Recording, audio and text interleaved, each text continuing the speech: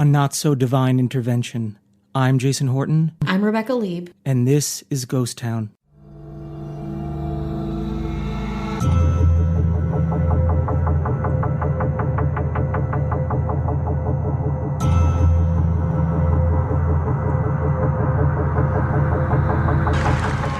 Someone came onto the course, grabbed Lima, and took him into the crowd before the other onlookers were able to separate them.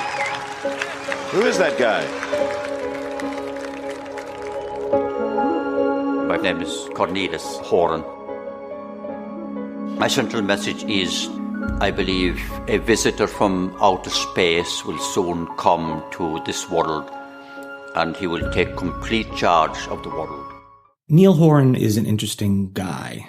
He is a defrocked priest. Defrocked. Yes, he's been defrocked. He has caused quite a stir over the years. None of it really being positive. Bad stirs. Bad stirs. I know you hear a priest and you hear what bad? That's impossible. Yeah. Nothing bad could ever. I only know good things around the Catholic Church and priesthood in general. What are you telling me as I clutch my pearls? This one might be a greatest hits of bad priest, but a lot of it really doesn't have anything to do with him actually being a priest. Probably mentally ill. Yeah. In some way, shape, or form. So, and right. I'm not, it's not a clinical diagnosis, but I think it's safe to say when I kind of lay this out. So what's fun is he's known as the dancing priest. That's fun. Yeah, that seems light. Or the Grand Prix priest. Grand Prix priest. Yes. That's a lot of P's. I don't like that as much as the dancing priest. The dancing priest I want to invite to a housewarming party. I want to have him in a Zoom call. No? You don't want this guy at any of your things. Well, all right. His full name is Cornelius Horan, but he goes by Neil Horan or the dancing priest or the Grand Prix priest. He is an Irish Catholic, now defrocked priest from South London, and he loves crashing sporting events. He wants to let people know about the apocalypse and aliens and so forth and so on. And I really don't know how he gets access. Yeah. Maybe because he's a priest, because he wears his trademark, like a green beret and a green vest. So he looks like a very like Irishy. Like a little leprechaun. Exactly. Okay. Also, and we'll get to it, he has been accused of and found not guilty of sexual assault. Okay. And I mean, found pretty much guilty of pro-Nazi stances. Okay. Are you with us? He is uninvited to my Zoom call. Are you sure? You get pretty desperate. I think sometimes you're like at that one spot to fill. Dark Saturday. I don't know. Probably his biggest sport crashing, I guess, because he does a lot of protesting and finds ways to spread his message. He's almost like he's looking for attention. He chases attention and he finds it. The 2004 Olympics in Greece, at the 22-mile mark, he kind of tried to grab, but kind of shoved him. I watched the video. Brazilian athlete Vanderlei de Lima, the 22-mile mark, he was on the road to being the person to get the gold. But after, imagine you're at the 22-mile mark of a race, you're almost done, and ready. Somebody just, broadsides you. They got him separated like pretty quick, but that's enough you can't make up for that lost time. Everything's in like fractions of seconds at that level of being an athlete. And Take it from us. Yeah, I would know my BMI is very high, very low, or very high. Your BMI is DIY. Yeah, very DIY, very late at night, a lot of health concerns, gone unlistened to. Anyway, we're just trying to say that this would be a very serious thing. if this happened. Well, yeah, if you're an Olympic level athlete and you are the best at your sport and you train are favored to win. You're favored to win, and you are most likely, it's hard to say in this case because it didn't happen. He didn't manage to get the bronze. So imagine you're on the way to get the gold. Somebody, and this is, unprecedented, stops. It's almost like saying, hey, stop so I can tell you a joke. And still managed to make up for lost time and still win the bronze. Yeah. Pretty good. Oof, though. Do you sleep well at night, though? It's like anything could happen to anyone at any given point. But such a high pressure situation, I'm sure, there's not a day that goes by that you don't think about that, you know? Yeah. Well, he wanted to let everyone know, this is important, that it's the apocalypse. Aliens are coming. Oh my God, yeah. Yes. This is in 2004. Imagine he didn't tell anyone about the aliens or the apocalypse. Where would we be now? Maybe we're in it now. I don't know. He was like, COVID-19. Poof, And then she'll be like, that never happened. And here we are. Here we are. No, he wasn't that.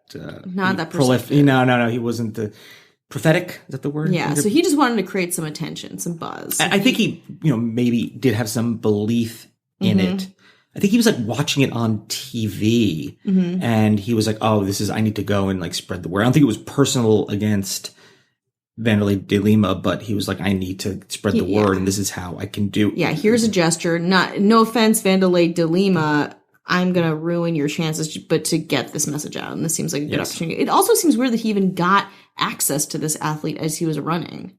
Doesn't that seem... It is, and I looked into how that actually happened. And I didn't find any information, and I'm sure it's out there. I'm sure it's very embarrassing for the people that are in charge of hey, don't let people onto the track. They're we had really thin tape. We had this thin tape that was around the track. How did he possibly get past it? My thought is maybe because he does present himself as a priest. I think at this point he was still technically a priest. It was a year later that he got defrocked. So he was, but he still kind of goes around as kind of a priest, even though technically he is not a priest anymore. So maybe that kind of got him in. Yeah. All right, so we're gonna get into some really. We're gonna get into the more bad stuff. I guess. More bad stuff. Yeah, we're gonna get Brace into yourselves. We're gonna get into the rest of it. Let's just take a quick break. This episode is sponsored by Best Fiends. Now, we have 2 episodes a week. That's a lot of research. We're always trying to collect things, have different places on our radar. We're always busy with Ghost Town, but we have a lot of free time too. And that's why Best Fiends is so great. It has challenging puzzles. It's a casual game that anyone can play, and I will. But Best Fiends keeps evolving, keeps changing. There's so many levels. I'm on level 208. It's really fun. It's a great way to kind of take a little break, engage yourself, have some fun, and go back to the work at hand. Best Fiends is my go-to when I need an editing break, and it is very needed for the amount of output we do. And you don't need Wi-Fi to use Best Fiends. There's no excuses. I'm getting up towards 400, level 400. I don't want to brag, but I will. Engage your brain with fun puzzles and collect tons of cute characters. Trust me, with over 100 million downloads, this 5-star rated mobile puzzle game is a must-play. Download Best Fiends free on the Apple App Store or Google Play. That's friends without the R, Best Fiends. Horan was arrested and was given a suspended sentence and fined for the Olympic debacle that he was involved in. Yeah. How much was the fine, do you know? I think it was 10 Hail Marys.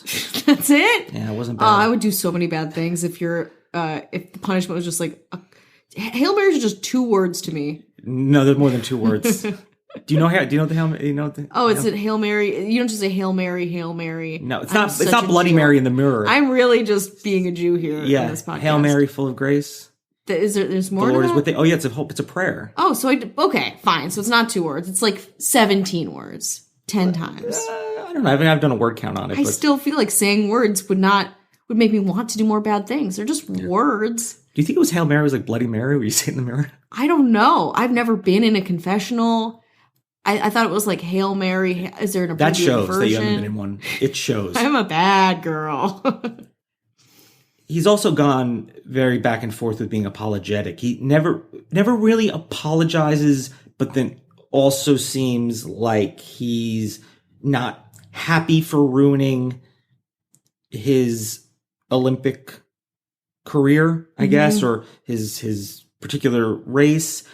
But he also says, hey, if it wasn't for me, Vanderlei, no one would know your stupid little name. Paraphrasing. Whoa. He does say, according to the New York Times, quote, it is certain that he would not be the star of the opening ceremony if not for what I have done. That's also like so unfair. He would not. How many people remember the gold medal winners of 12 years ago? Even those here in London 4 years ago. I will say fair point, I guess. But not a point. He didn't even have the choice to make that decision. So it's like, it's not, no, you know what? I bet, just a guess, that an athlete training his whole life to do something probably wants recognition for that, even if it's a lesser quote unquote recognition than being notorious for being tripped during the Olympics. Yeah, don't you want, but getting your name in a newspaper is really cool, or being in a YouTube clip of fails is pretty great. God, so degrading for this poor man who's just, his life was this. The sun faded out. A gold medal winner can walk down the street and not many would know them. Who can name the winner of a gold medal 12 years ago? I could not. He's really leans into classic, like, reframing manipulative behavior. Sure. Where it's like, I gave you a greater gift than your life's goal. You're welcome. Yeah, you might end up on a podcast. He's like, what's a podcast? He's like, that's part of the message I got from the aliens. COVID-19 is real. Now here's probably the part of this, and I'm not even gonna get to the parts that are a little worse. The part that actually makes me the most mad is not about him. It's about Britain's Got Talent. Yeah, I'm coming after Britain's Got Talent right now. Whoa. Nobody is safe on Ghost Town. In 2009, he competed on it. Doing an Irish jig. He advanced to the next round. Somebody passed him. Someone thought he was talented enough at a jig to pass it, but I would not be surprised. Was there like extra security on Britain's Got Talent because they were like, is he gonna like topple someone over? Is he gonna like say some crazy shit during all this? Well, you know, reality shows, they want interesting Drama. people, maybe oddities. Yeah. The producers claim they didn't know who he was or his history of... So there he was just being judged on pure jig talent. What do I think? I think that, yeah, we know who this guy is. Yeah. Let's bring him up. And you're rewarding somebody that's a criminal, and I don't think they should be given I mean, this is really tough to say when we're talking about a podcast where we're talking about things that are people getting attention for things that, for doing, you know, maybe a little hypocritical coming from us, or, you know, when you watch news or sensational things, or, I mean, you love TMZ. I mean, you don't I go can't stop to watching it, listening to it, reading it. You're reading it, writing for it, begging for a job there. So I understand it's a little hypocritical, but somebody else could have had that spot, and maybe you couldn't, you know, you're essentially lining your pockets with advertising money. Yeah, well, also, like, if his thing is to get the message, the word out about aliens or whatever, the end of the world, like, you didn't do that, I assume. He didn't stop the middle of his jig to be like, aliens are real and they're coming for us. No, he used it to actually show his talent. What would be really great is if I was a producer on the show, I'd have Vanderlei de Lima come in and bum rush him. Yeah, oh my God, that'd be so poetic. I love that. Yeah, no, but no, Full he circle. he didn't want to ruin his chance by spreading a message. Although I'm sure in his mind it was, you know, God wanted me to be here and do this Irish jig for whatever reason. Yeah. So he got accused of exposing himself to a young girl, 7. He was babysitting in 1991. No, don't, priest babysit. I mean, this is awful. So during the trial, the prosecution said it was claimed the priest stripped out of his vest and green underpants and chased the girl around the room before lying on the floor. He said he agreed he was naked, but denied getting the child to touch him. And during his defense, he broke down after calling God to strike me down if he was lying. So, case closed. God really works in this guy's favor, huh? He was found not guilty. Ugh. This is the guy they let on Britain's Got Talent. I know I'm bringing it back to that. Yeah, casting on Britain's Got Talent, shame on you. He's like, yeah, I got out of my green underwear in front of that 7-year-old. Yeah, and then lied on the floor, exposing like myself to her, but he's like, I didn't ask her to touch me. Yeah, come on. Why would you think that? I'm not a monster. He also had planned to go to Berlin to unveil a poster praising Adolf Hitler as a good leader. Okay. But German law says, no, you can't. I mean, the anti-Nazi laws and propaganda are very strong in Germany, especially in Berlin. Yeah. I was there last year, and it's something that they are not very, very proud of.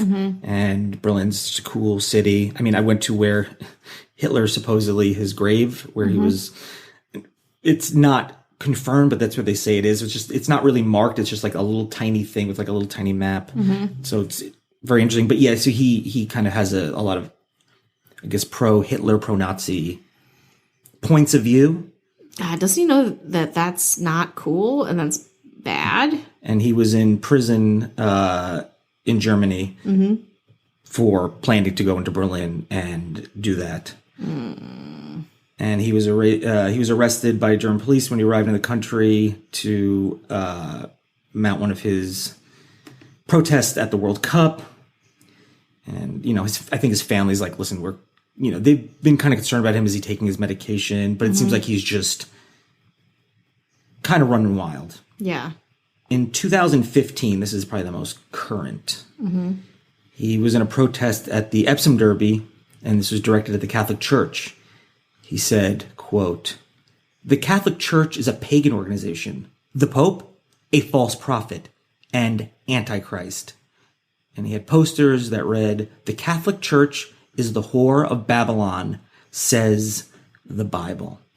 Now, Rebecca, start those Hail Marys.